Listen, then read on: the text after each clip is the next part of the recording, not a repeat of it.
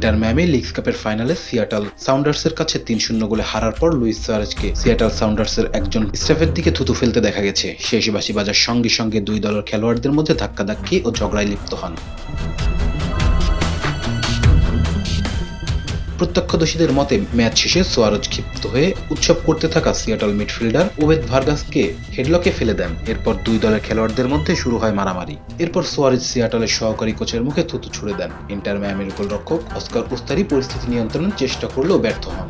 ওই ভিডিও ছড়িয়ে পড়ার পর সামাজিক মাধ্যমে হাজারো দর্শক সুয়ারেজের এই আচরণের সমালোচনা করেন এবং তার বিরুদ্ধে শাস্তির দাবি তুলেছেন। অনেক দর্শক সুয়ারেজের আচরণের তীব্র সমালোচনাও করেছেন। একজন লিখেছেন, ঘটনা অত্যন্ত দুঃখজনক। প্রতিপক্ষ স্টাফের দিকে থুতু ফেলা তাকে বিতর্ক খেলোয়াড় হিসেবে চিহ্নিত করেছে। অন্য একজন মন্তব্য করেছেন, যদি ফিফা ও কনকাকাফে ন্যায্য থাকেন, এটি লুইস সুয়ারেজের পেশাদার জীবনের শেষ ম্যাচ হওয়া উচিত।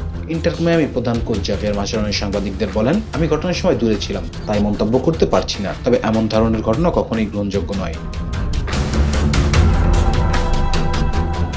Rezan Islam, B sports. Please subscribe our channel to get more information about sports world.